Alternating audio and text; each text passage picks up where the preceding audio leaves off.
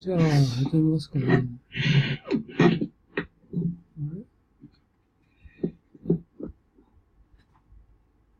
高橋さんがハノイなんですか？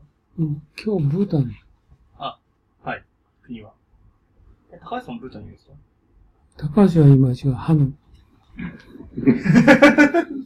ブータンにはさすがにまだ行かない。ブータンね、仕事にならないですよ。この国はね、世田谷区ぐらいなんですよ。小さいんですね。ただ、まあちょっと変わった国なんで、南アジアで取り上げたんですね。南アジアの最後で。まあ取り上げなくてもよかったんだけど、まあちょっとね、中国、国民総幸福量っていうんで GNH っていうテーマで国家、まあ世田谷区はそういうふうな方針でやってるみたいな感じなんですよね。王国なんですけど、まあ、なんていうかな、世田谷区の区長みたいなつもりで聞いてれば、まあ、いいかなっていう感じですかね。人口80万だから。ただ、この国はね、まあ、それぐらいの国がよくあそこに残ったなっていうのも、関心が高いですよね。ヒマラヤの真ん中にあるんですけど、インドからも取られなかったし、中国からも取られない。まあ、領土問題あるんですけど、よく残ったなという。どちらかというと、なんだっけ、あそこの、忘れちゃった。ヒマラヤのところに中国側の国があったでしょ。国っていうか。チベット。チベットより全然小さいんですよね。だからそういう意味でよく残ったなっていう感じですね。まあ中国と領土問題あるんですけどね。ダムもあるんですよね、ここに。で国の広さは韓国の半分。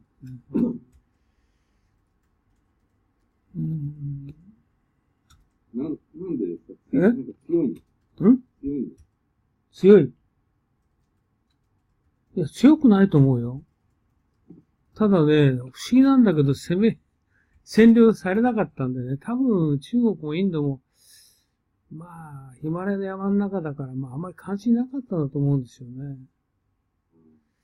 ラッキーな国ですよね。で、ただこの国はね、調べたらね、1980年代にね、この国100万人ぐらいいたんだけど、30万人ぐらいね、追い出しちゃったんですよね。ネパール系ブータン人を。だから今かっこいいこと言ってるけど、結局、今のミャンマーと同じのロヒンギャと一緒ですよね。で、ロヒンギャと同じようなことを40年ぐらい前にやったんですよ、この国はね。結構悪どいことやってるんですよね。かっこいいこと言ってるけどね。で、あと、だから、ここの王様が、まあ、なんちゅうかな。まあ、東京都みたいにでかくないけど、区長みたいなレベルですよね。よく。それでもまあ、だから、こういうふうな、なんていうのか、総幸福量みたいなことで、世界に注目を集めてるんで、まあ、ちょっと勉強しようかなっていう感じですかね。で、これあとはニューヨークタイムズのやつ、前の記事ですけどね、ちょっと持ってきたんで、ちょっと見てみようと思うんですけどね。Desperate Housewives ってテレビドラマあるんですけど、それをテーマにね、Can Desperate Wives Free Trade and Multi-Party Elections Deliver Happiness っていう、ブータンのこと言ってるんですよね。その説明書いてる。The people of Bhutan, the tiny Buddhist nation, once known as the Helmet Kingdom. こういう人に書いてるからね。Helmet Kingdom of the Himalayas pondered this question this weekend as they undertook a sort of fire drill for democracy and set down an important marker on their carefully ordered journey toward morality. ね。ちょっと発音難しいんだけど、King Jim Singh Wangchuk, who recently announced his plan to abdicate, has ordered parliamentary elections for next year. これはね、2007年ですね。In preparation of the real thing, more than 125,000 Bhutanese citizens participated Saturday in what the government called mock election. まあちょっとくだらないけどね。Lining up the polling booths across the country and shooting from 4 dummy political parties. Druk blue, Druk green, Druk red, Druk yellow. Druk is a Donka word for the country's national symbol, the Thunder Dragon, and Bhutan is believed to be its live. Druk.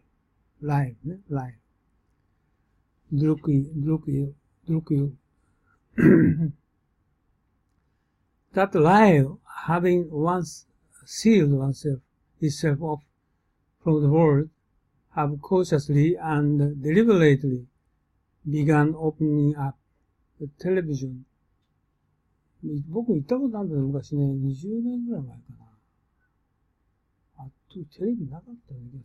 Television, including foreign cable stations, was allowed entry in そうだなかった。1999 and featured episode of American series Desperate Housewives on selection day. The internet came soon thereafter. There are no McDonald's golden arches poking out from the blue pine forest yet, though the influence of global consumer culture can be glimpsed in the Pepe jeans on young men and the convenience store here that called itself 8-Eleven. The government is considering joining the World Trade Organization. Foreign tourists are allowed to come in somewhat larger numbers than before, albeit still chaperoned from one high-priced resort to another. Okay? So you're going to have a look that this country is not just carbon neutral, it's carbon negative. Okay? Prime Minister selling top gay. Deep in the Himalayas, in the border between China and India, lies the kingdom of Bhutan, which has pledged to remain carbon neutral for all time.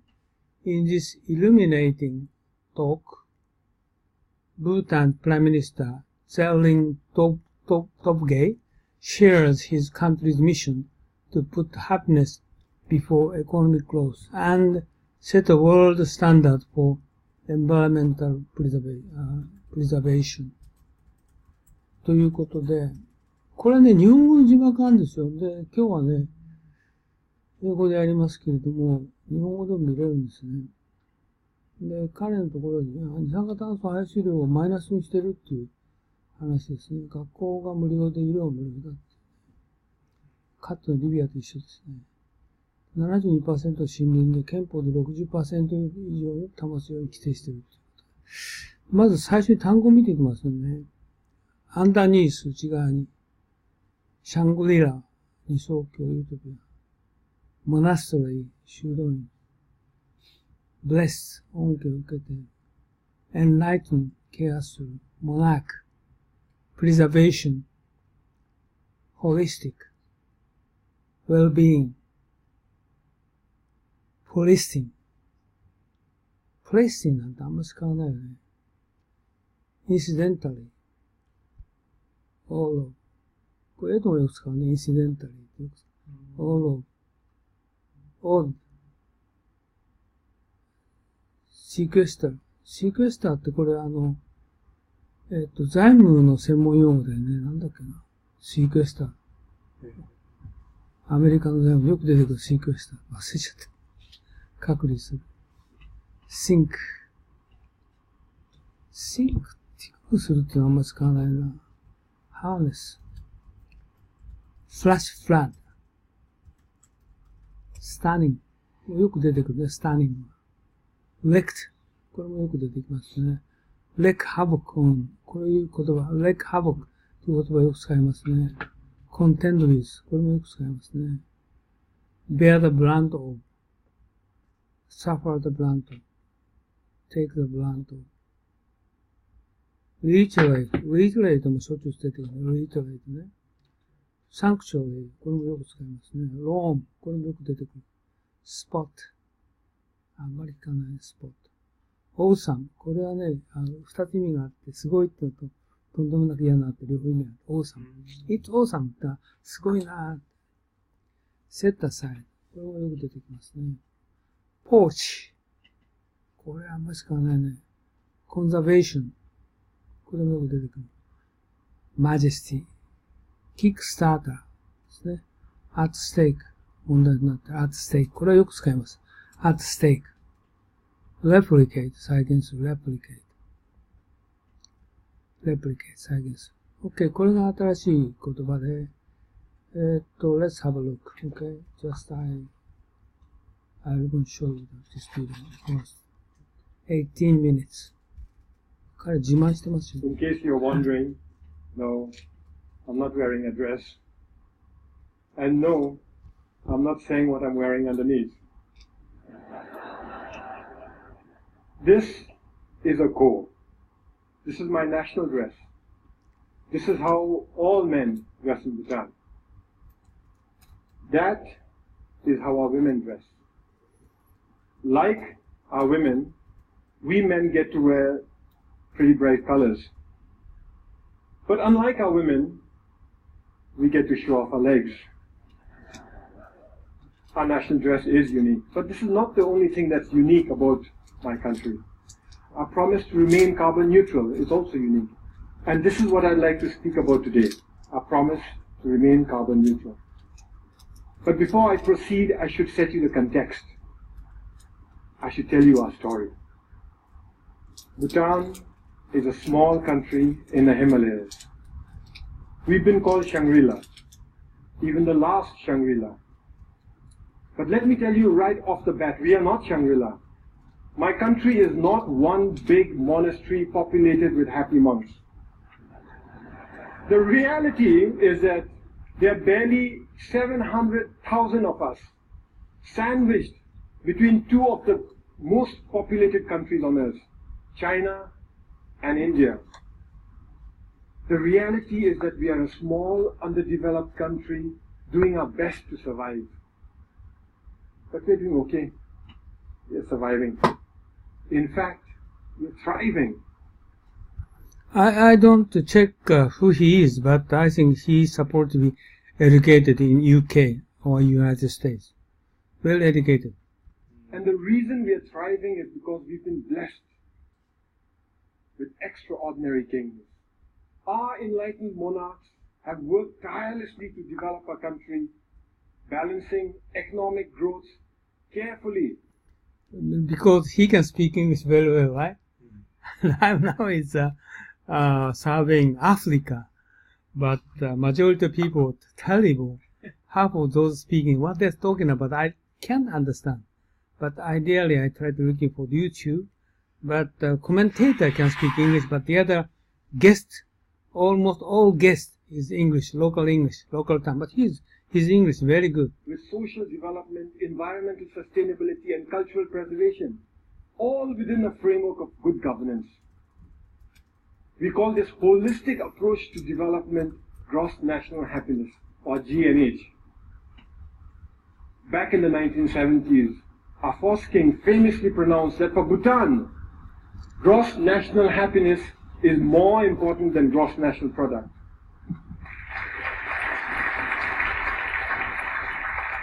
Ever since, all development in Bhutan is driven by GNH.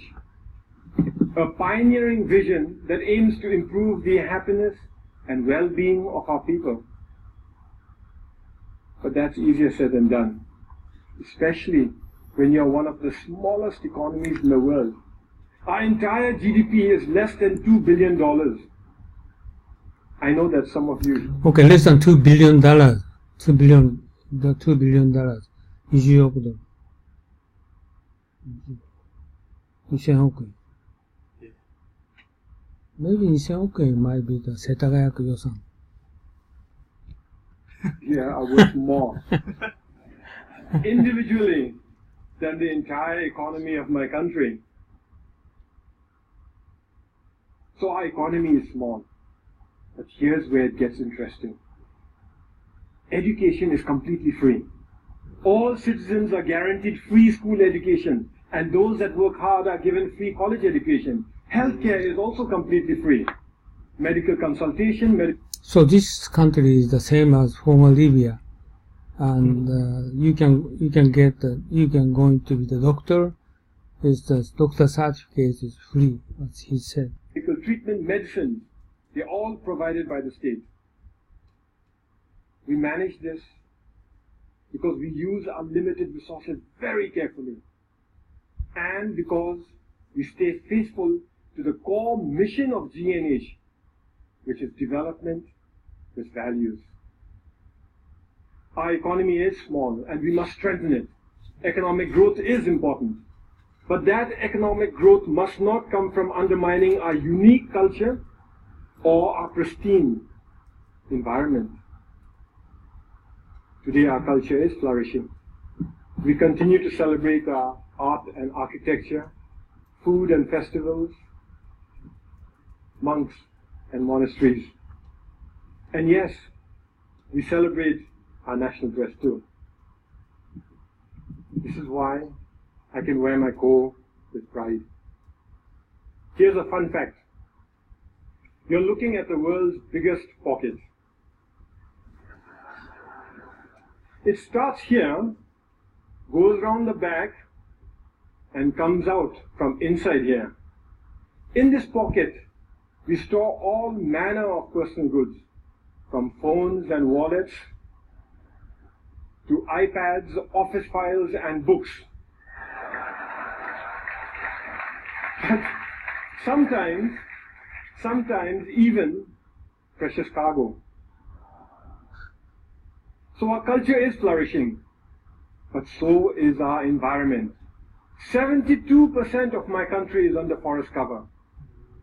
Our constitution demands that a minimum of 60% of Bhutan's total land shall remain under forest cover for all time.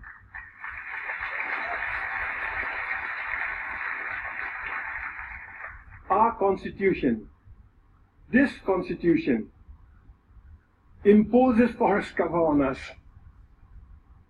Incidentally, our king used this constitution to impose democracy on us. You see, we, the people, didn't want democracy. We didn't ask for it. We didn't demand it. And we certainly didn't fight for it.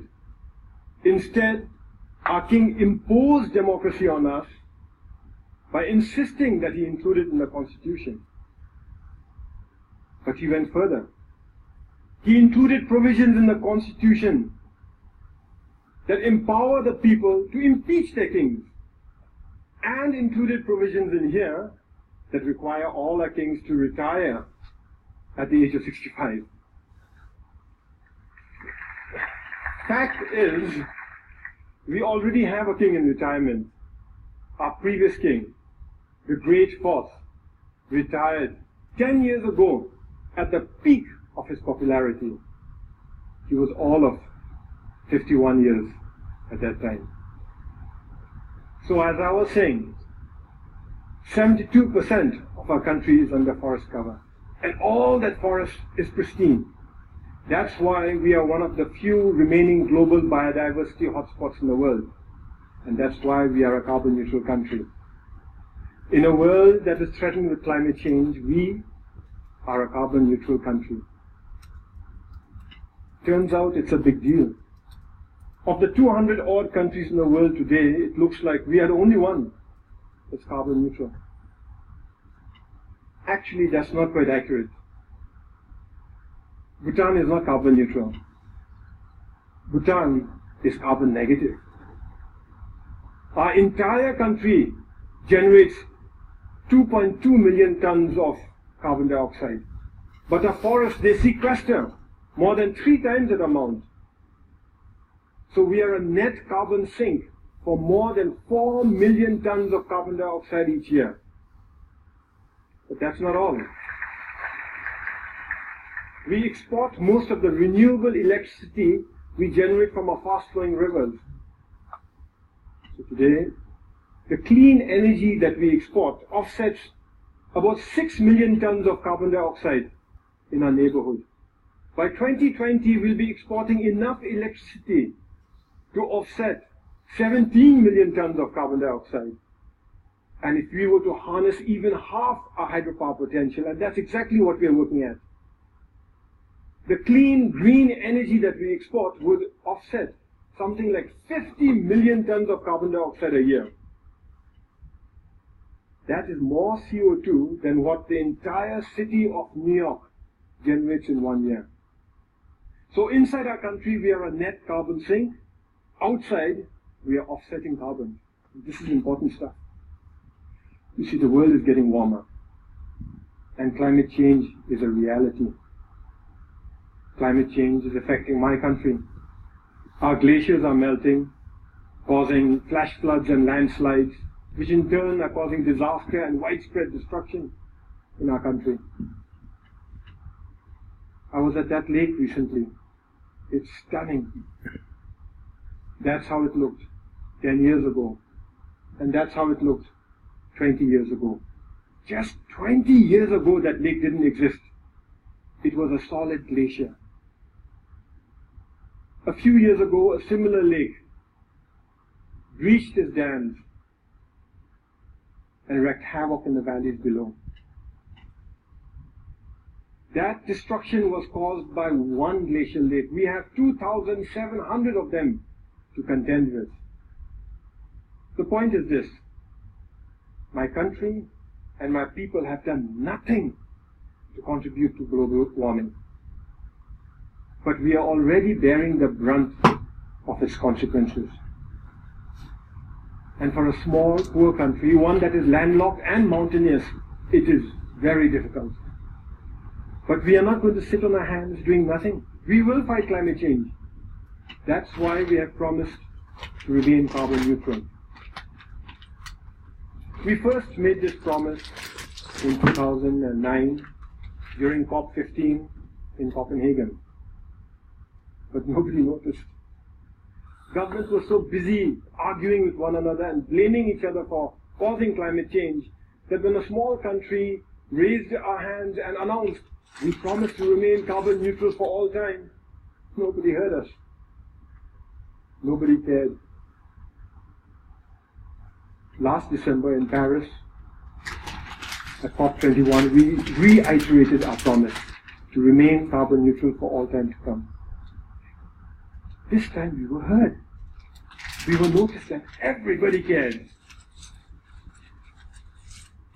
What was different in Paris was that governments came around together to accept the realities of climate change and were willing to come together and act together and work together. All countries, from the very small to the very large, committed to reduce the greenhouse gases emissions. The UN Framework Convention for Climate Change says that if these so-called intended commitments are kept, we'd be closer to containing global warming by 2 degrees Celsius. By the way, I've requested the TED organizers here to turn up the heat in here by 2 degrees. So if some of you are feeling warmer than usual, you know who to blame. It's crucial that all of us keep our commitments.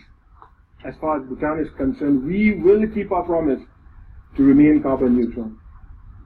Here are some of the ways we are doing it. We're providing free electricity to our rural farmers. The idea is that With free electricity, they will no longer have to use firewood to cook their food. We are investing in sustainable transport and subsidizing the purchase of electric vehicles. Similarly, we are subsidizing the cost of LED lights, and our entire government is trying to go paperless. We are cleaning up our entire country through Clean Bhutan, a national program, and we are planting trees throughout our country through Green Bhutan, another national program. But it is our protected areas that are at the core of our carbon neutral strategy. Our protected areas are a carbon sink. They are our lungs. Today, more than half our country is protected as national parks, nature reserves, and wildlife sanctuaries. But the beauty is that we've connected them all with one another through a network of biological corridors. Now, what this means is that our animals are free to roam throughout our country. Take this tiger, for example. It was spotted at 250 meters above sea level in the hot subtropical jungles. 2 years later, that same tiger was spotted near 4,000 meters in a cold alpine mountains. Isn't that awesome?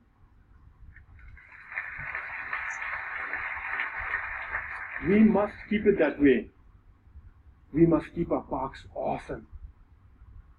So every year we set aside resources to prevent poaching, hunting, mining, and pollution in our parks, and resources to help communities who live in those parks manage their forests, adapt to climate change, and lead better lives while continuing to live in harmony with Mother Nature.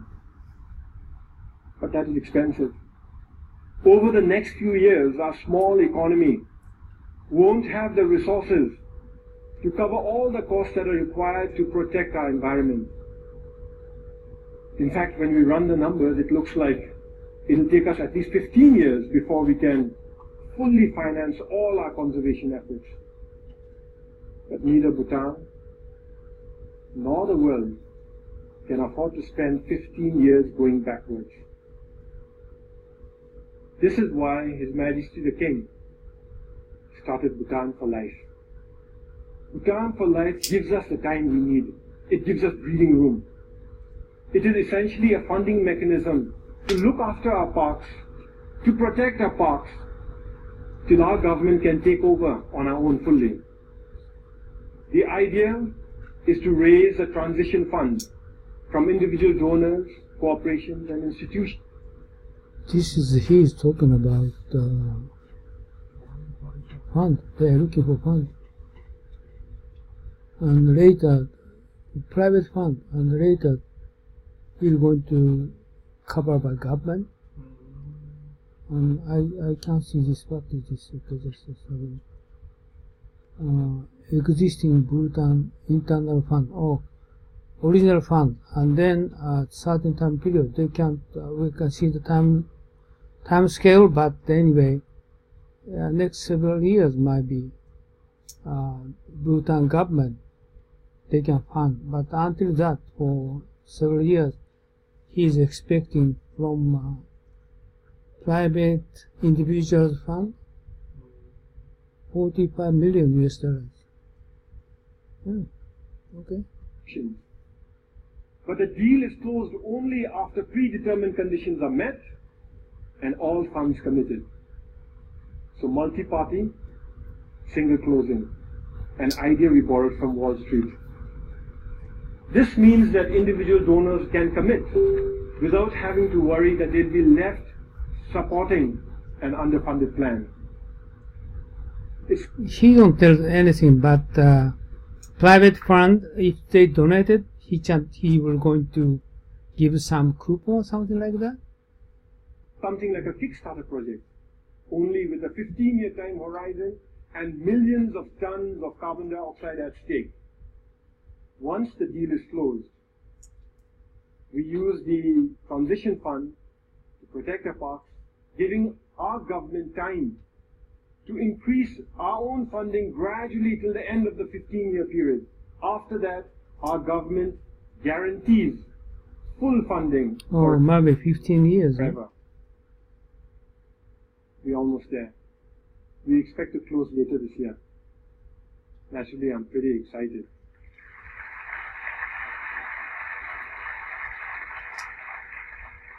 The World Wildlife Fund is our principal partner in this journey.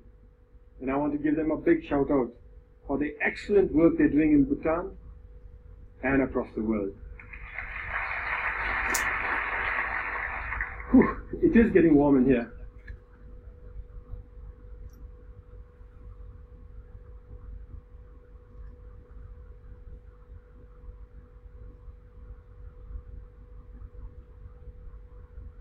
I thank you for listening to our story. The story of how we are keeping our promise to remain carbon neutral. A story of how we are keeping our country pristine for ourselves, our children, for your children and for the world. But we are not here to tell stories, are we? We are here to dream together. So in closing, I'd like to share one more dream that I had. What if we could mobilize our leadership and our resources, our influence and our passion to replicate the Bhutan for Life idea to other countries so that they too can conserve their protected areas for all time? After all, there are many other countries who face the same issues that we face. They too have natural resources that can help win the world's fight for sustainability. Only they may not have the ability to invest in them now. So what if we set up Earth for Life, a global fund, to kickstart the Bhutan for Life throughout the world? I invite you to help me to carry this dream beyond the borders to all those who care about our planet's future. After all, we're here to dream together, to work together, to fight climate change together, to protect our planet together. Because the reality is, we are in it together. Some of us might dress differently, but we are in it together. Thank you very much. And thank you. Thank you. Thank you. So kind of his speech, maybe Unno like it, right? Okay. This is Prime Minister's speech. So And then how do people living in this country so forest is continuous?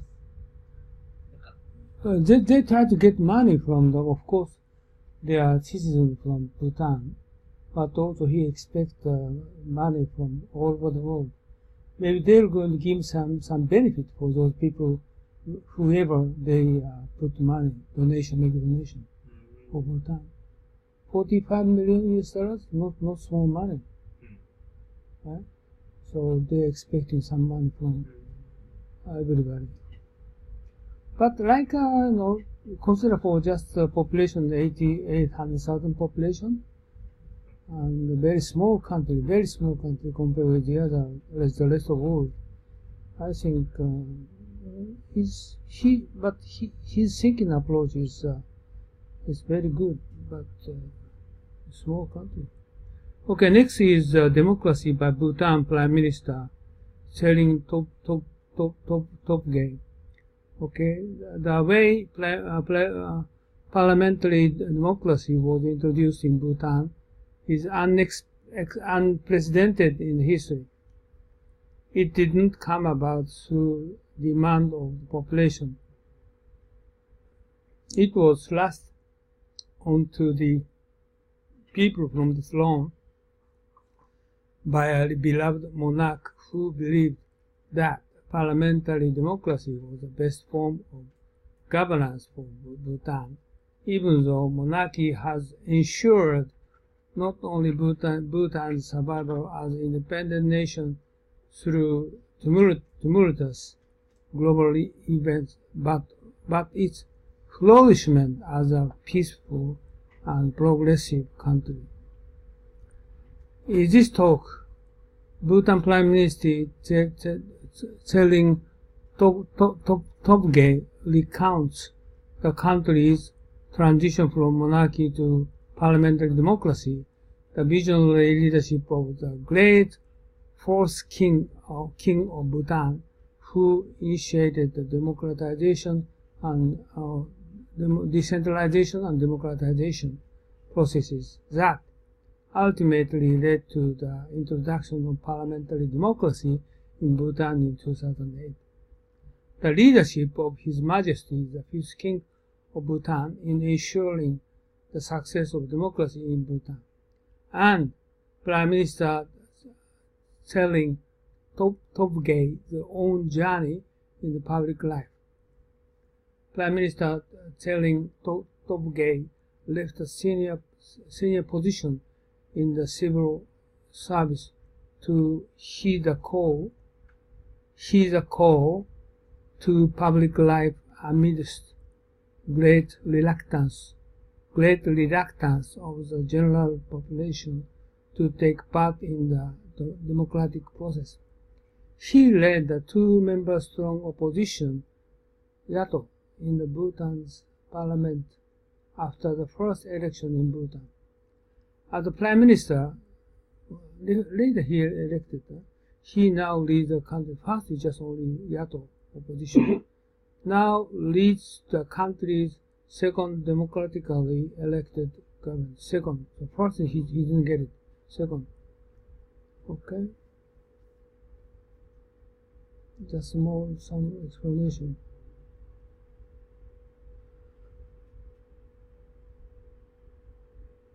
This is a normal restriction like that.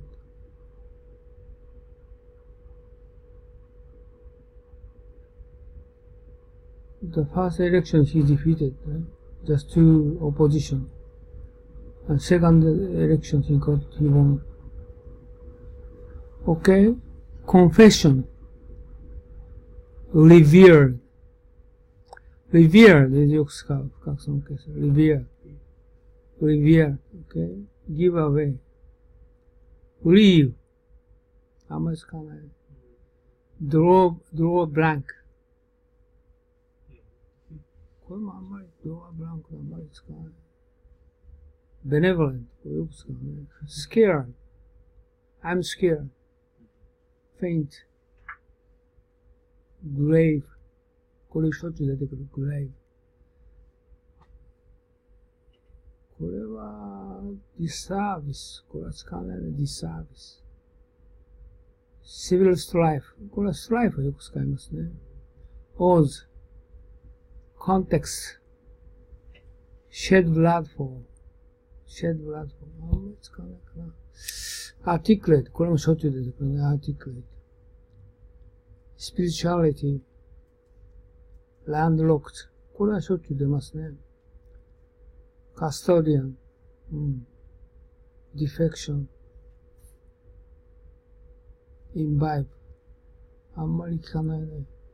commission, prevail, devolve, field, これ意味が特別な意味に使ってる。field ね。tender, mock, co-opted,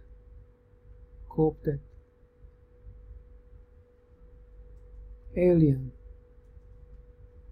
constituency。これは支援団体ですけど、選挙民のことを constituency っていう。選挙民。wallop, anchor, petrify。あんまり使わない。petrify。inspiration, discharge, get traction。traction をよく使う。defer。もちろん使う。scary。恐ろしい使うね。apprehension。懸念する。apprehension を使う。plead。懇願する。plead。indiscriminate。無差別の。indiscriminate を使うね。take root. Okay. So this is I'm going to show you his history. Okay. ちょっとね、質問なんだ。ここ本当に今までクリックしたらね、はい。画面出てきたんだけど、これMac バージョンアップしたらこれダメになっちゃったんだけど、どうすれば戻るの？どっかスイッチをオンにすればこれやってもね、ビデオ出てこないの。右クリックで、リンクにはなってるんですか？ダメだ、右クリックもダメなの。右クリックで、ハイパーリンク。ダメなの。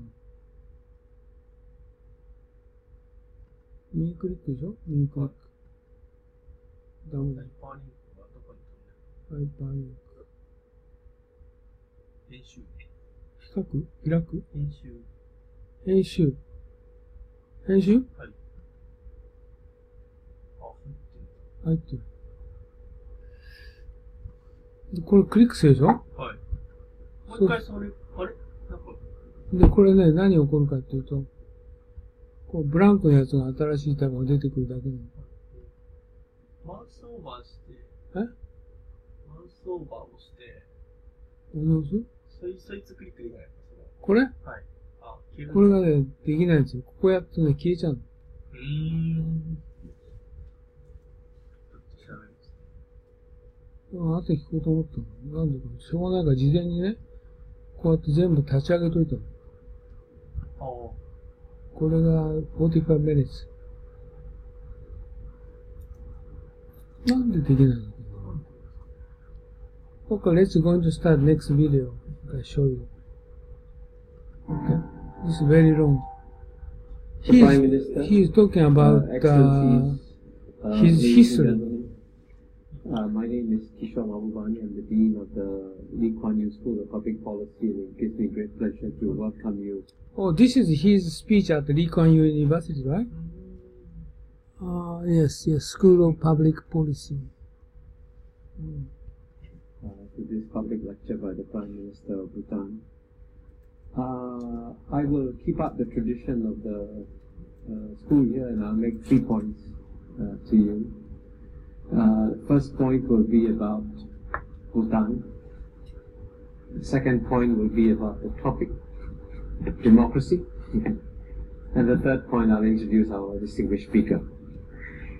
And I want to begin with, of course, a personal confession, which is that I'm in love with Bhutan. I don't know of anybody who has been to Bhutan and doesn't fall in love with Bhutan. As you know, it's really a beautiful country. And when you get there, you feel like you're entering a land of magic. Beautiful mountains, but also beautiful people. I mean, you know, I completely understand why Bhutan generated this concept. But I'll go and show you maybe next week. Bhutan kicked Nepalian Bhutanese out of their country, about more than 300,000 people from Bhutan. So always I'm sticking this kind of issue in my mind. So this is not so much, clean decision they made before. Some dirty area do they have. Still they don't accept Nepalian Bhutanese coming back to their country. Of gross national happiness. Because everywhere you go, you actually meet really happy people. The opposite of Singapore. Secret. As you know, Singaporeans are known for complaining. The Bhutanese are known to be very happy. So it's really a remarkable country. And what's even more remarkable is, in a region which has seen lots of challenges and problems and all that, Bhutan has been remarkably stable politically.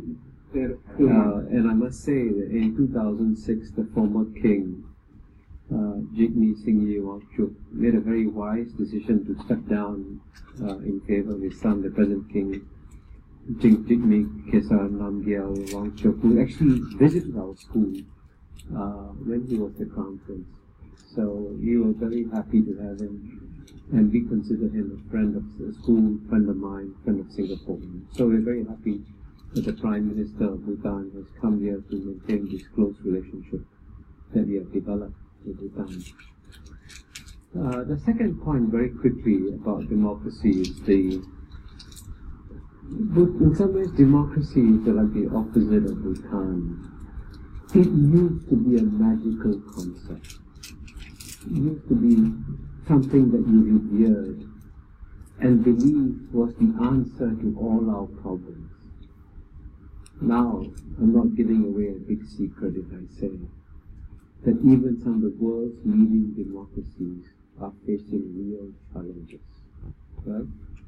So in that sense, discussing the concept of democracy is, I suppose, a very useful thing to do. And of course, but the Prime Minister, of course, speak about Bhutan's experience, and which, of course, is fortunately a happy experience compared to that of the leading countries. And so we're very grateful the Prime Minister is doing it. Now, let me quickly introduce my third point of distinguished guest, Prime Minister Tshering Topgay.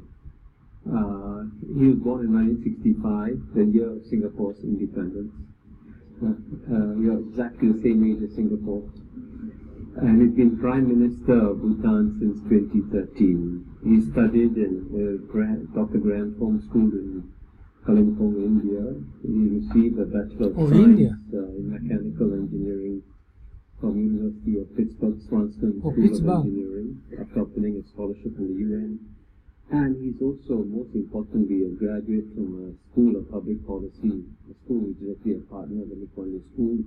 He graduated Lee Kuan Yew School. School of Government at Harvard University. Harvard University. He has a lot of graduates. The opposition in the National Assembly from 2008 to 2013, and he went from being the leader of the opposition to the Prime Minister of the country, and he's the leader of the People's Democracy Party. So with that, it gives me great pleasure to welcome the Prime Minister. Well educated he is. Thank you.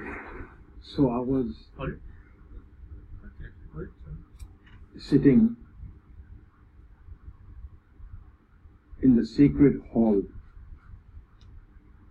of the Tashi Chozong, waiting for my name to be called. Very nervous.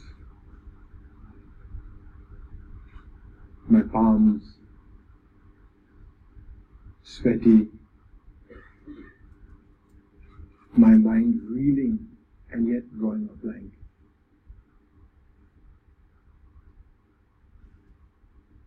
I heard some names being called. I was extremely anxious. I was scared that if I got up too suddenly, I would fall. My name, I heard called, seemed like from a distance. And I woke and I stood up very carefully. I could feel my whole body shake.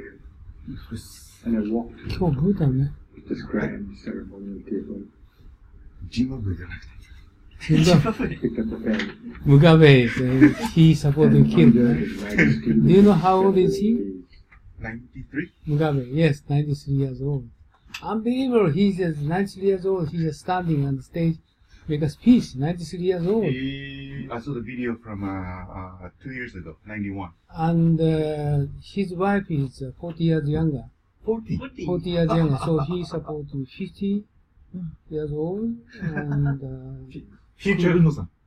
Yes. No, 30 years difference. And coup d'etat, so he's supposed to be killed. We are not sure what's happened. And I find that very long, article this morning. Very long. I just put on the first 20 lines, but this is 100 lines. Very long. About Zimbabwe? Yeah. What happened? But actually, later parties they're talking about Mugabe's history. So I didn't read all through. The first 20 lines is just what happened at coup d'etat and broadcast Occupy and something else. And I'm sure maybe tomorrow, day after tomorrow, that someday you're going to give us more detailed information what's happening. But Zimbabwe, I'm going to write Zimbabwe might be 2 weeks later. So it's very good opportunity to talking about Zimbabwe. Yes. I finalized North Africa today. Wow. Already? Yeah, but I got to change a little bit the sentences, the content next 2 days. So I'll publish this book this Saturday because the next weekend is I just party for publish party next weekend. So I need to submit this Saturday. Maybe I can prepare a book or not. A bit tight schedule, but I try to. And this is fourth book, and also additional more 3 books. Central Africa, South Africa, then North South America, and Europe. I'm getting tired, but I try to. This one is second book, right? South Asia, and Bhutan is. Before we forget, may I have a book? Yeah, That's it. yeah. Yes. Okay, before you forget it. Okay, Yes. let's go and start. Thank you. I signed the Constitution. The members of the first Parliament of Bhutan had passed the Constitution, and we were signing it. I was scared that I would faint because I was becoming overcome with emotion. Not because we were at such a historic time where we were signing a constitution, but because I felt I was doing a grave disservice. I felt what I was doing was wrong. I shouldn't be signing this constitution. You see, 100 years ago, our ancestors, having lived through 250 years of civil strife, of unpredictability, of civil war, of murder, decided enough. We need a monarchy. Oh, And they who had some better civil war to before. lead the country than Ugen Wangchuck, the first king of Bhutan. He had established good relations with British India, with the British. And so all our ancestors came together and signed one by one, signed a historic contract, giving the powers to one person, and not just to any person, but making him king, and not just any king, but a hereditary king for our kingdom. 100 years later, on the 18th of July, 2008, I, a representative of the people, was signing another document introducing democracy and effectively taking away power from the king. And I felt that that was wrong. I felt that after 100 years of continuous peace, prosperity, happiness, in spite of all the challenging odds, that I was party, along with my fellow MPs, on signing a document that actually took away powers from the king, took away powers that had served the country so well for an entire century. And so I was nervous that I would be overcome with emotion and black out. Thankfully, I didn't. I did manage to sign the Constitution. A Constitution that was, the drafting of which was led by our king, our fourth king, and our current king. But a Constitution that was not accepted by the people. Our Constitution is different. Every Constitution is different, by the way. Our Constitution is also different. I'll give you 10 very quick reasons why I think it is different.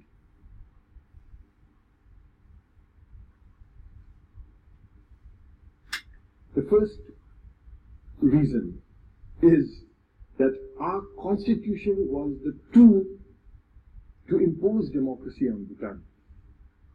The people didn't want democracy. We didn't want democracy. After 100 years of peace and prosperity, who would want a change in system of government? We loved our kings. We loved all our kings.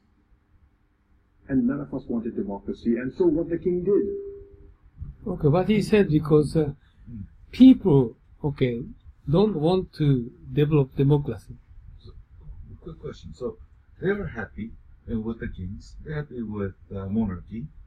And why? Whose idea was it to implement democracy? It's king. King's idea. Oh, it was king's idea. What? Oh. The countryside the same of Setagayaku. A small country, okay? Yeah. And king proposed democracy. How many years ago? No. 7, 8 years ago. Oh, so 2008. So the king won before current one. Yes, current one. Current one. Oh, okay. The fifth king. Oh, because the young one, there's the prince. There's still Young one, yes. That's still king yet. Who was just Young one. married. Young one. Married. Young one. Current one. Current king. Young one. So 7, 8 years ago, he was king already. Yeah. So his father retired king, 51 years old. And His current king succeeded from his father. how old was he? No, I don't know, maybe young. Because he was Very similar to his age. Young. because You can have a look. Yeah, You can have a look. Very young. Because he married. He just married. Yeah. a That's few right. years That's ago. right. That's right. You can. Current king No, before that. is 37 years old. 37. Now? Yeah. 37. Now, Oh, okay. So he married like 30. he was Yeah. born 1980. Yeah. Young. What? No, is that? No, I think that's different. What are you talking about? I don't understand what you mean. Okay, never mind. Young. But still. Okay. Still young. But don't think this country is very small, okay? Don't think Setagayaku, okay? The exercise. But everybody applauding and women like it. Oh my God. Just only a small country. He's drafted a constitution in which Also, he is the type of, exaggerating everything, right? So again, so why did King wanted to implement more democracy when everybody's happy with monarchy? Oh, I don't know why but he explained democracy is the best government regime in the world that King believed. So he tried to change monarchy regime to democratic establishing parliament and prime minister and so forth. They tried to copy of Western country type of democracy he wanted to implement. Then my next question is when there's democracy. 2008. No. My question is, once they establish democracy, what is the power of the king? Any political power or no power? No, king resigned the position of monarchy. So abolish monarchy system. So he just resigned. So how is he making money? How is he living? How is he getting? Of course, this guy, okay, just respect him. Okay. Respect king. Who is this guy? This is prime minister. Oh, very good. Respect king, okay, and he talking about he respect king. So of course they try to prepare the budget for the tenno, the same tenno. But please, the tenno has power. Please no. No. King, they don't. He said he does not need power. Okay, prime minister has power, decide everything. But I don't know. But they don't talking about how much asset king has. But he has some big asset. He should have like real estate or something. Well, that could, but what with asset? if he's not, if king, or if the person is not working, right? And if this is something to consume, then it will disappear sooner or later. If you sell the land and make the money. Oh, don't worry, don't worry. This is any kind of country. Monarchy is kind of constitution. They're building up some percent of the GDP, some percent of some real estate assets. She should get it from them. That's as long as if the king is respected, right? No. System, constitution defined. Constitution. Yeah, of course, I don't read this, but every country, they're building up how much percent the king will get from their country or GDP, whatever. Okay, and gold, everything. They're so rich. Okay. Also, they should live in palace. Nothing different. Okay. Based on constitution, there is a Yeah. money, and he. Nothing different. So okay then. Like as you know, Putin, he has how much money he has? 2,000 billion US dollar. But wait, well, I have a next question. The Constitution. So what is Constitution based on? Are they making Constitution based on ideas in West, or Yeah, are they yeah. making Constitution based on what already they made a written Constitution Yeah, based 2008, yes, they made a new constitution. on new They Constitution? didn't have before. So because like England, there is no written Constitution. Really? No. It's all based on. It's all based on concept. They do not have a written constitution? No, it's like if you look at the court, system, they will look at the case. In this case, in previous example, it was like this, so it should be like that way. Oh, they have a constitution, but they don't talking about queen asset, right? They have huge asset they have, right? No, with the asset, but I'm talking about constitution, not the asset. I'm talking about. UK, they don't have constitution? No, there is constitution. It's Yes. not written constitution. Not written. What do you mean? So, like Japan too, right? In Japan, the constitution was written Yeah, written. in Meiji, right? Before Meiji, there was no written constitution. No. You mean talking about the Edo era, right?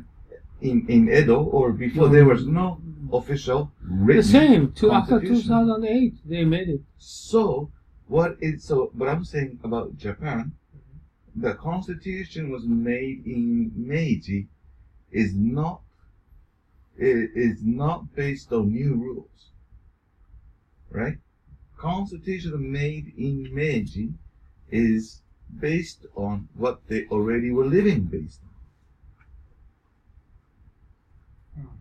No, they just only building by Choshuhan. Whatever No. they do. Meiji Kempo, right? Meiji Kempo, it was verbal. I mean, it was written by Inoue Kowashi Inoue, Mm. right?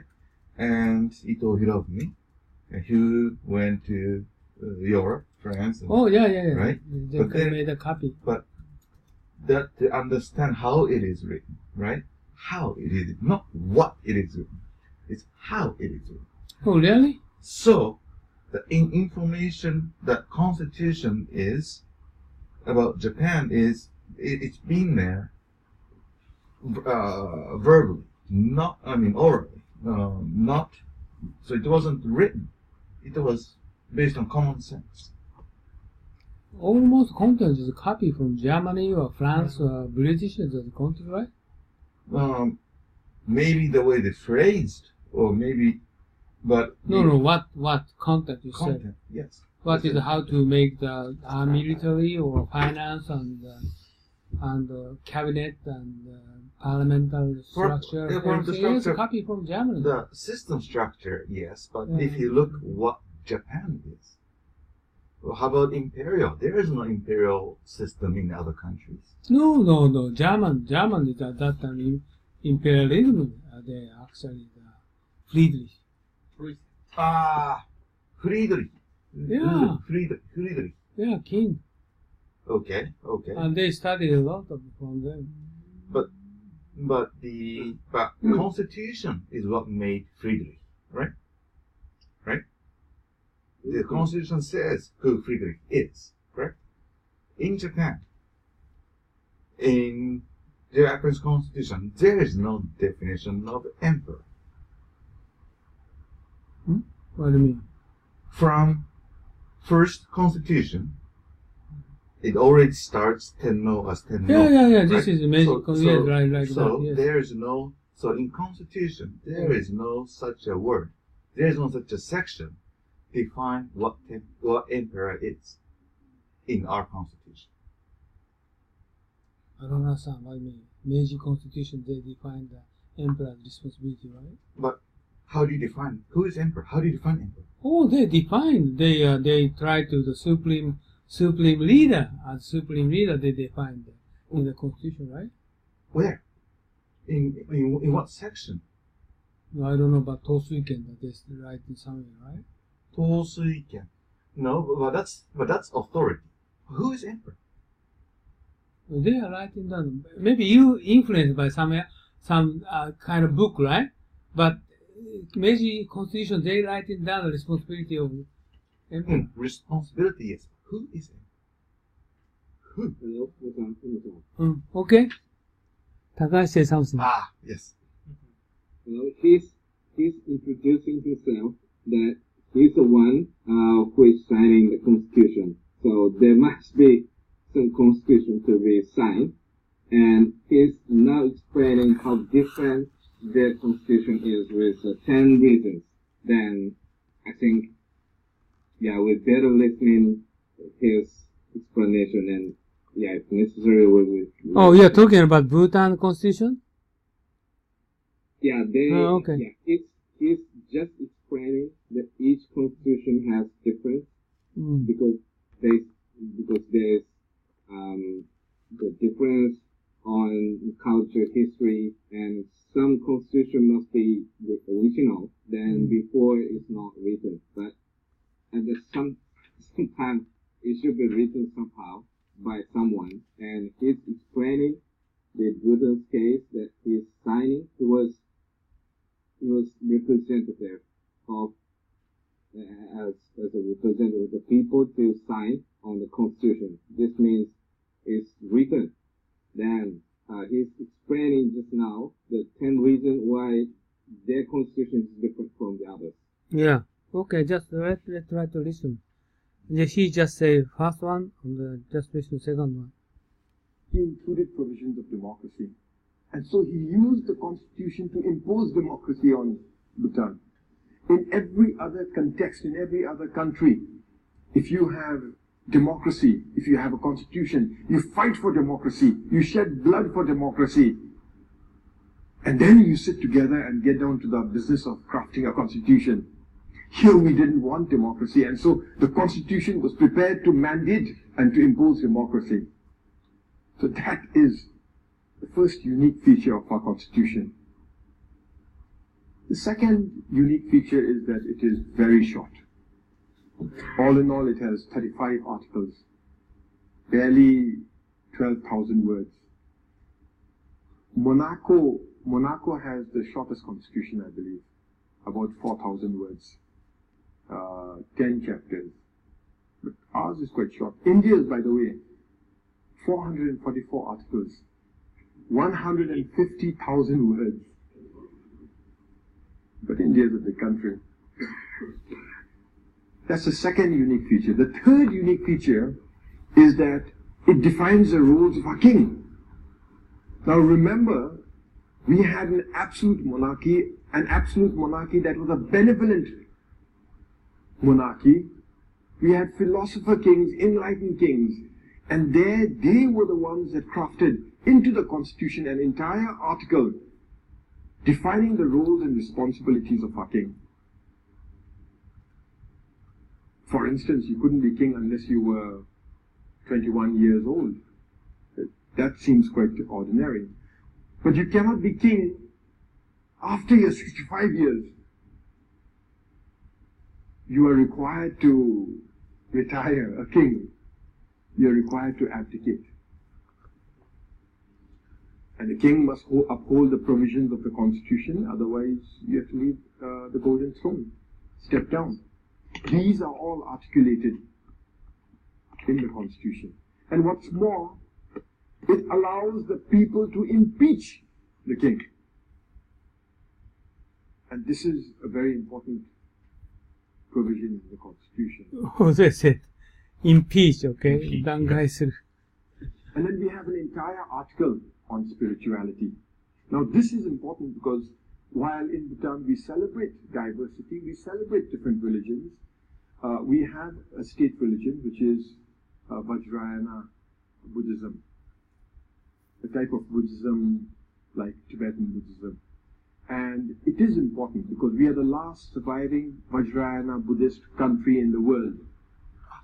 And so it is our responsibility to ensure its survival and sustainability so that future generations can also have the option of practicing this form of spirituality. Then we have an entire article on our culture. Again, our culture is unique. Being landlocked, being isolated for centuries, we've developed a unique culture. And that is our responsibility to be custodians of that culture. I'm using words from the Constitution, so that we can hand it over to the next generation and preserve it for the world at large. And then we have an entire separate article on the environment. By the Constitution, the state is required, the government is required to ensure that a minimum of 60% of our land is under forest cover. Today it is 72%, but the Constitution would make it illegal for forest cover to go below 60%. What does the forest cover mean? Oh, this is land, all over land. They try to keep 60% of land is a forest. As a forest? Yeah. Oh, so currently 72% so of they the forest. It increased. No, increased. That's the bottom line, 60%. Currently 72% forest in this country. But not less than 60%.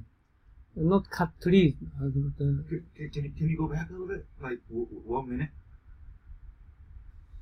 Yeah, here. For land A little bit more. that is under forest cover. Today it is 72%. But the Constitution. Okay. Constitution defined 60%. Okay, I understand.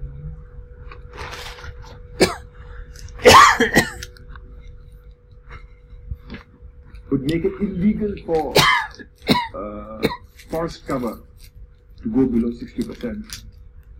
Also in the Constitution it's very, very clear.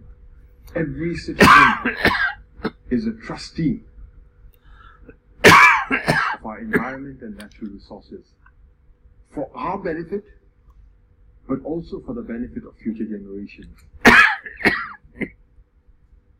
Another unique feature is on the members of parliament. The qualification of members of parliament, you must be a citizen. I think that's quite common, right? You must be, you mustn't have a criminal record. Not common, but generally expected. And then you must be at least 25 years of age. Again, quite common, not uncommon, right? But you Also can't limit. be 65. 65. You can't run if you're 65 years. you can't adopt Japanese politician 65 years old. Half of those should go to Yeah. more than half. In Japan, 60 is still Almost like all young, people should young. be, almost all should be retired, right? Well, So there's a this- nickname, Lojin Home, right? this definition is very strict, right? Yes. It's also United States the same, Europe the same. They can set up that age limit. They cannot. And the Prime Minister can serve only 2 terms, which is again, Oh, this is also he is a very strict term. 2 terms. United States. I'm not sure. Japan 2 terms. Prime Minister. It was, or it's. 2 terms? No, not 2 terms, right? More than. But Abe's on 3rd, right? 4th? Abe-san is 2 terms. Already 3 terms. I think. No, because Nakashi, Takahashi, do you know Japanese government? How the prime minister? How long? Oh, post. 4 terms. Post up. How many years? Yes. How many years? 4 terms. 16. 4. Yeah. 16? Isn't it 4 year each? 4 terms. So please. Good country. Okay, let's continue. Okay. Quite common. But what is uncommon is that you must have a college degree. Oh, you must have a college degree. Mm. Not Japan, right? No. If you don't have a college degree, you cannot run for parliament. So that is also unique. Another distinguishing feature of our constitution is that it encourages a stable government, or rather it encourages government to complete their tenure. The tenure is 5 years. It does so through many ways. But the lower house, the National Assembly, has only 2 parties. You can have only a ruling party and an opposition party. And the way we have only 2 parties is that we have 2 rounds of elections. The first round of elections is general election. All parties participate and we choose the first 2. The general round of elections, the primary round is where all the parties participate. The general round, only the 2 parties that have emerged as number 1 and number 2 participate, and they compete for the seats in the parliament. So one becomes the ruling party, the other becomes the opposition party. So obviously, already you don't have coalitions and you get to complete your term. No defection. So members of parliament cannot cross parties, and therefore again leads to stability. The National Council, the upper house, the House of Review, are made up of independents. The local governments are all independents. And all this, I believe, allows a government to complete its tenure. You don't have to. You can be thrown out, but it gives you added possibilities to complete your tenure and hopefully implement your promises. And then I understand clearly well. Just they have 2 parties under the government. Can you remind? Yeah, it's just that he's talking about. Okay, maybe here. So one becomes the ruling party, the other becomes the opposition party. So obviously, already you don't have coalitions and you get to complete your term. No defection. So members of parliament cannot cross parties, and therefore again leads to stability. The National Council, Not the like upper Jimmy. house. Not like Minchito. Yes. We can. The House of Review are made up of independents. The local governments are all independents. And all this... What do you mean, independent? Local governments are independent. All independent. All this. Usually, independent English means for the politics means not belonging to any party. Or stand on your own. Right? Right, stand on your own. So I don't understand what you mean. I believe, allows a government to complete its tenure. You don't have to. You can be thrown out, but it gives you added possibilities to complete your tenure and hopefully implement your promises. Can you rewind again? Yeah, I don't understand what he said. This is difficult. From here. Can you go a little more Has back? only 2 parties. A little more? Yes. Thank you. Right here. Yes. Quite common, not uncommon, right?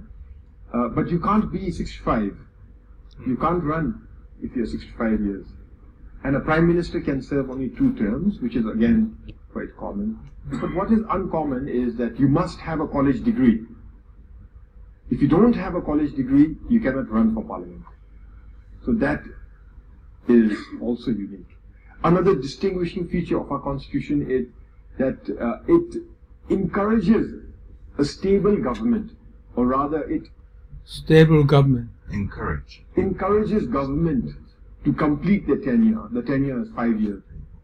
Okay, the complete. Okay. It does so through many ways. But the lower house, the National Assembly, has only two parties. Okay, Only two parties. Lower house have only two parties. So Sangin. You can have only a ruling party and an opposition party. And the way we have only two parties is Only two parties. On a lower party. is that we have two rounds of elections. The first 2 rounds of election. What mean 2 rounds of election? We have two. first round of rounds. elections is general First round of election. election. All parties participate. All parties. General election. All parties participate. 2 parties, right? No. No? Even the upper. There could be 5 parties, 6 parties, 7 parties. Then to choose 2 Oh, Winning. okay. winning parties is the purpose of the Okay. party. Okay. And we choose the first 2. Okay. Choose the first 2. The general round of elections, the primary round is where all the parties participate. Okay. The general round, only the 2 parties that have emerged as number 1 and number 2 participate, and they compete for the seats in the parliament. So one becomes the ruling party, the other becomes the opposition party. So obviously, already you don't have coalitions and you get to compete. Because you don't have a coalition because only 2 parties remain. Determined. No defection. So members of parliament cannot cross parties. Cannot cross party. What mean cannot cross party? So change your stance. Huh? Change your stance. If you, I'm the minority party, I want to go to majority party. And therefore again leads to stability. The National Council, the upper house, the House of Review, are made up of independents. The local governments are all independents. And all this, I believe, allows a government to complete its tenure. You don't have to. You can be thrown out. But it gives you added possibilities to complete your tenure and hopefully implement your promises. And then we have another unique feature is that G and H is imbibed in the Constitution. Gross national happiness. This is something that kings have developed for Bhutan, specifically for Bhutan, a development philosophy that combines economic growth with social progress, sustainability, culture, environment, and good governance. And it is imbibed in the Constitution. The state is required to create conditions for the pursuit of gross national happiness.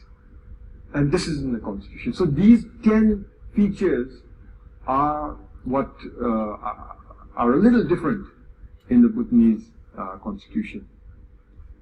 So the Constitution was drafted over several years. It began in 2001.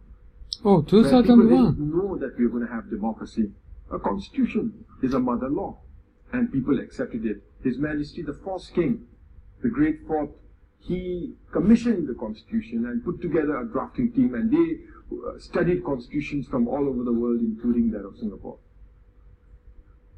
It was only later, when the first draft emerged, that we understood it to be multi-party democracy. People didn't want it. We didn't want the constitution. And His Majesty the King distributed the constitution to each and every family throughout the length and breadth of our country. And then he traveled throughout our country and held So, King made constitution. Oh my God. meetings with the people, with his people, No. to discuss the No. constitution. king didn't make constitution. King made constitution with citizens. Huh? No. No, king went No. to each people. No. Explain for each people. 2001, king made a constitution and he explained the constitution to everyone. Okay, And so in doing so, to discuss democracy, and everybody said, please no. Everybody said no, okay. Don't want democracy. right? We know what democracy is. We've seen democracy in the neighboring countries. We know the type of animal that the politician is. And we don't want democracy. But the king prevailed. He kept telling, meeting after meeting, person after person, that look, you cannot guarantee the quality of future kings. You cannot guarantee the quality of a future person. And therefore we must start democracy. Yeah, king prepared the restriction of king qualification. He on himself. our own terms when the time is right, and the time is right now.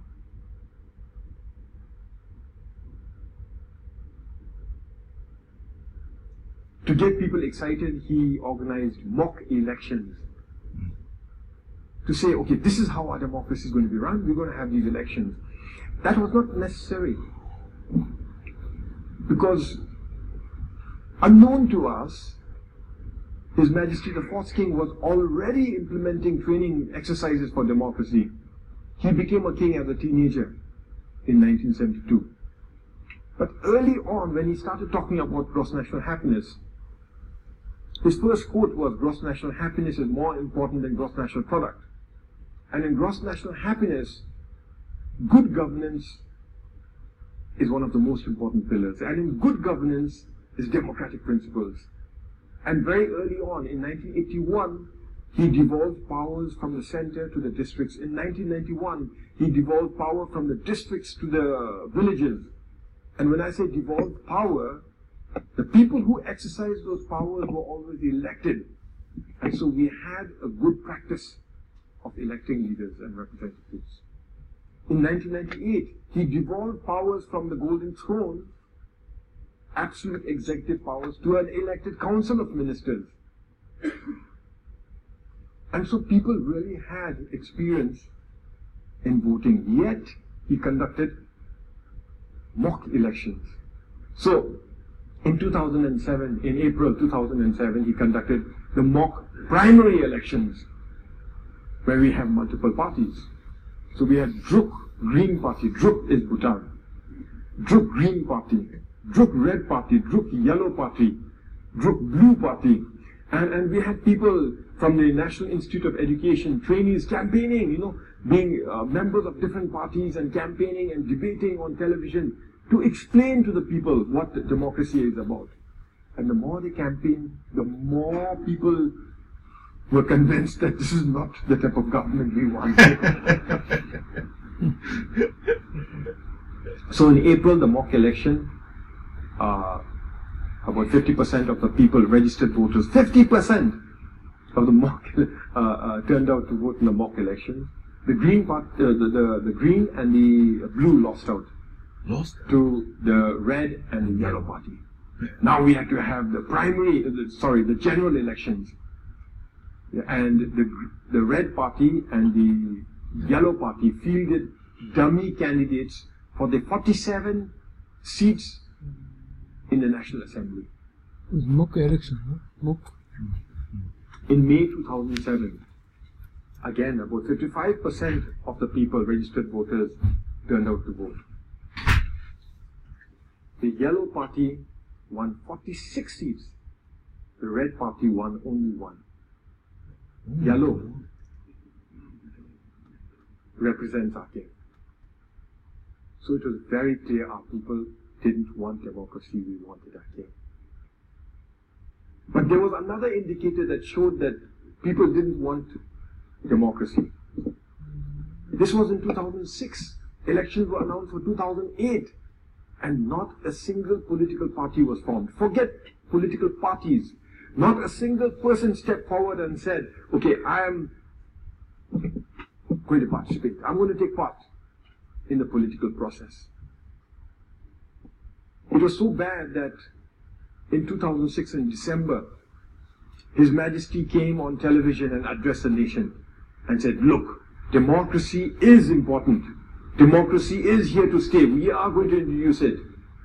Now please, those of you who care for the country, those of you who care for the future, those of you who are able, step forward, start the political process. Start political parties.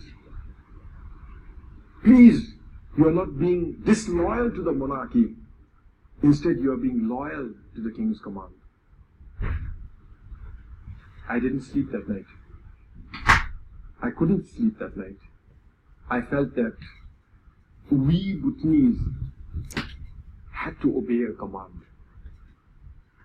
I didn't sleep for several more nights in the next month. And in February 2007, I tendered my resignation from my job. I was a civil servant, a director in the Ministry of Labour and Human Resources. I was the first civil servant to resign. In fact, I was the first Bhutanese person to publicly declare that I am going to participate in the democratic process. I didn't consult my wife. I hadn't consulted my parents. I hadn't consulted any of my friends. Because if I did consult my wife, she would have put her hand down. If I did consult my parents, they would have said, no, nothing doing. If I did consult my friends, they would have mocked me.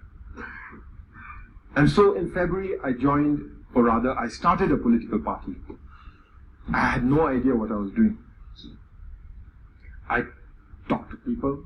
I got people interested. I talked to civil servants, talked to people in the non-governmental sectors, talked to a few village leaders. We got together a team. And we decided on a name, People's Democratic Party. For no reason. Just sounded good. Belong to the people. Yeah? And by the way, politics in Bhutan, you cannot associate with the monarchy. There's nothing about the monarchy. You can't even have the color yellow. And so we started the People's Democratic Party. We had a logo of a galloping horse. And then we prepared some pamphlets about what our party is about. Now this is the other unique thing about democracy in Bhutan. Political parties, like the People's Democratic Party, were formed to participate in democracy, to fulfill our King's command. We didn't form because we had a vision. We didn't start because we had a better alternative. We knew how to get things done. We wanted to take the country to a different place. None of that. We just formed ourselves into a political organization to take part in the democratic process. We didn't have any ideology. And so we formed together as a group and we started working towards the election. We went out to the grassroots. We thought we got on board, co-opted most of the grassroots leaders. And we were nearing the elections. The third quarter of 2007. The elections were announced for the first quarter of 2008. Yet there was no other political party. And then there was one called the BPUP, Bhutan People's United Party. And then another one called BNP, Bhutan National Party. And remember, the names have nothing to do with ideology, okay? They just picked up randomly. And that didn't work. And then a third party came about, All People's Party. And that also didn't work.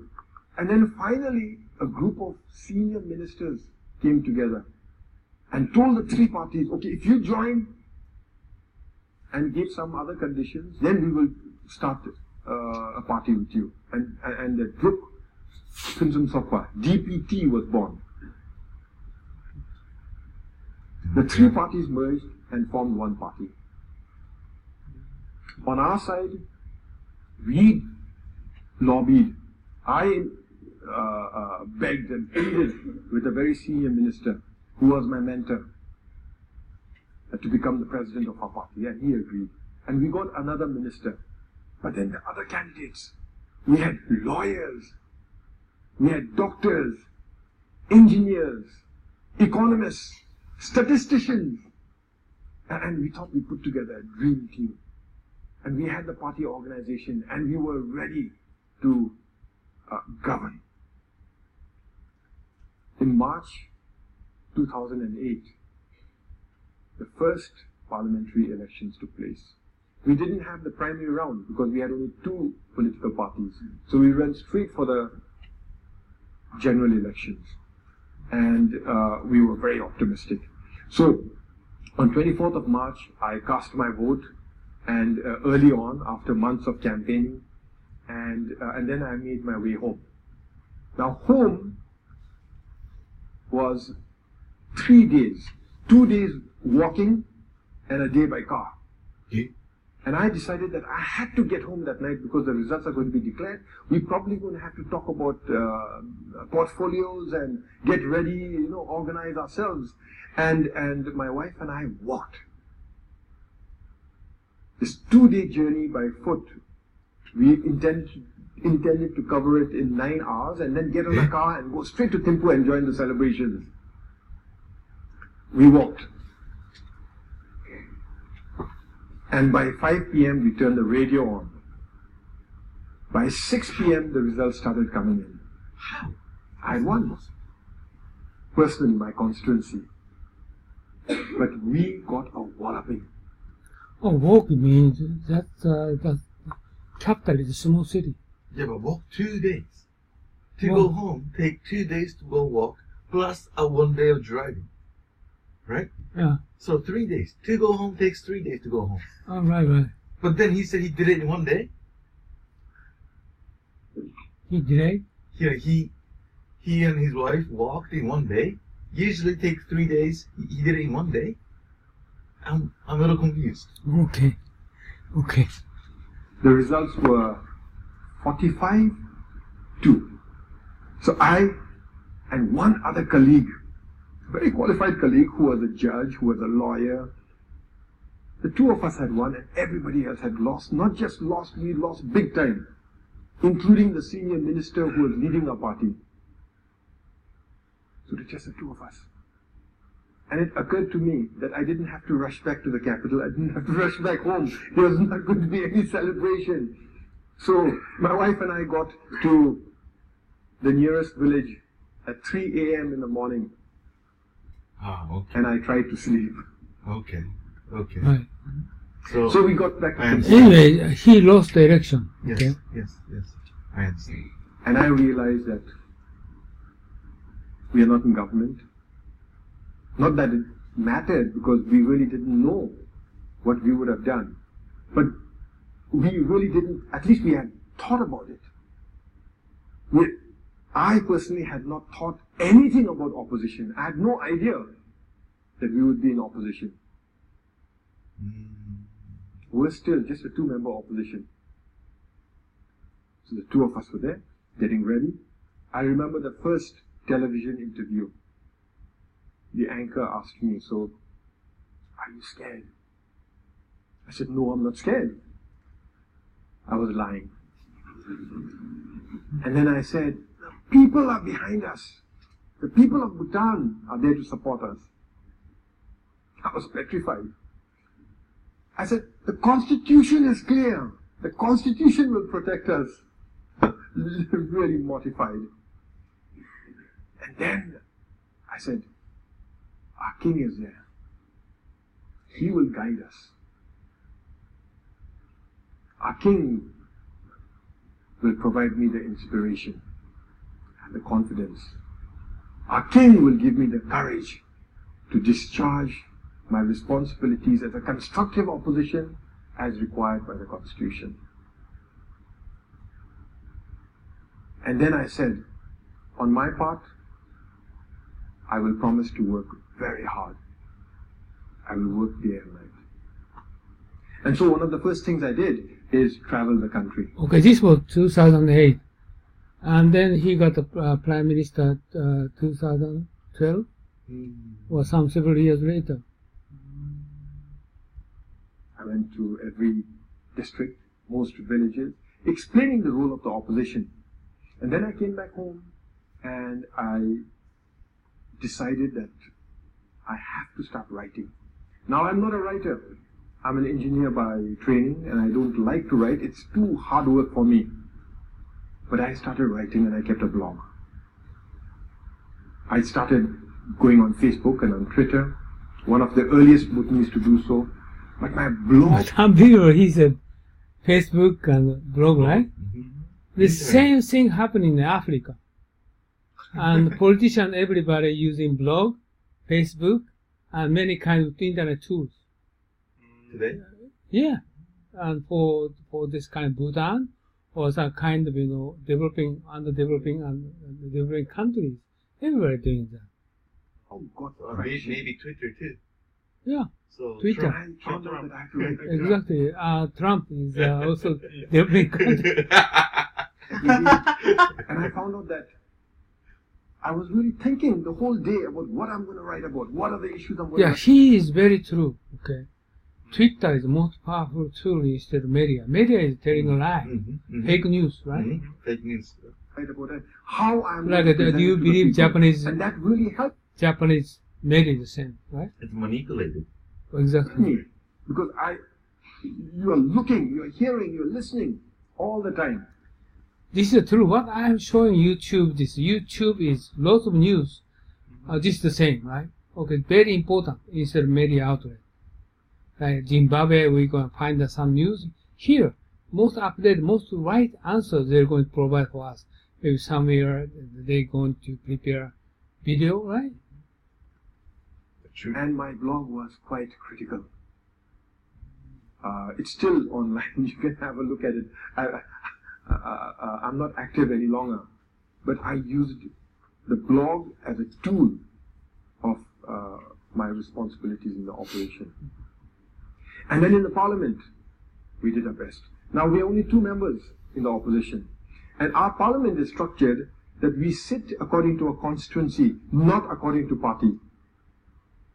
So I am from Ha, my friend is from Gasa, and between our constituencies is a great distance. In fact, I was the opposition leader, so I sat in the front, and he sat in his constituency seat, which means between my colleague in opposition and myself, there was something like 30 other members of the ruling party, so we couldn't consult. Yet, both of us took the floor. Issue after issue after issue. Scared, yes. Because it's very easy to be marginalized and attacked and called names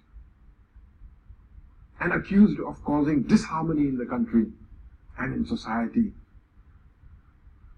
But we did our best. In fact, we did more. Because the government decided to introduce taxes on motor vehicles.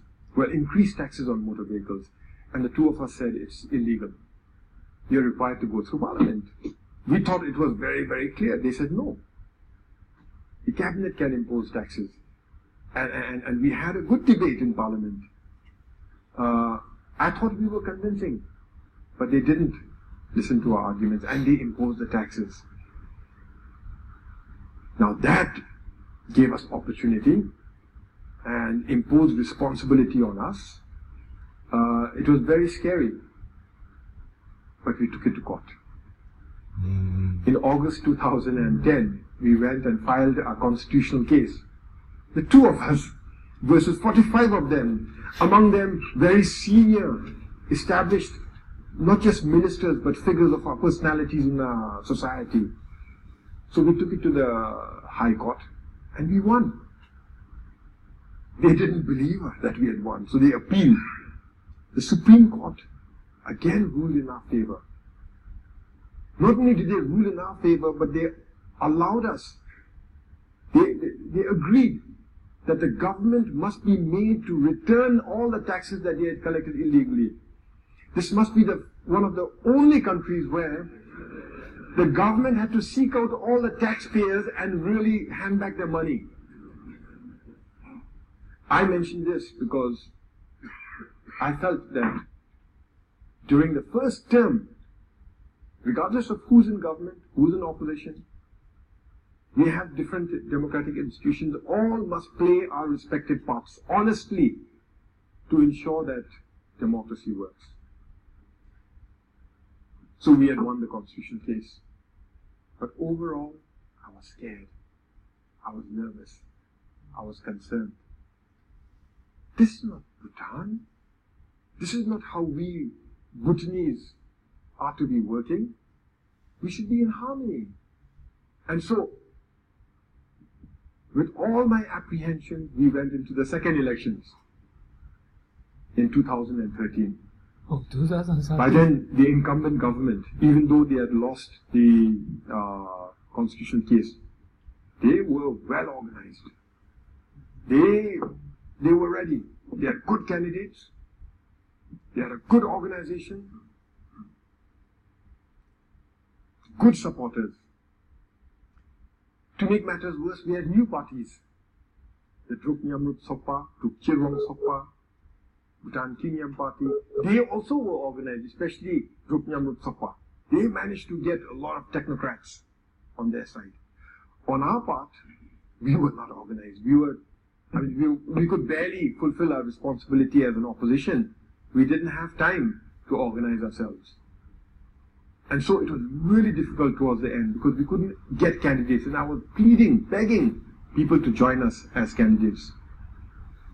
And then we put together a manifesto and we campaigned and into the primary round.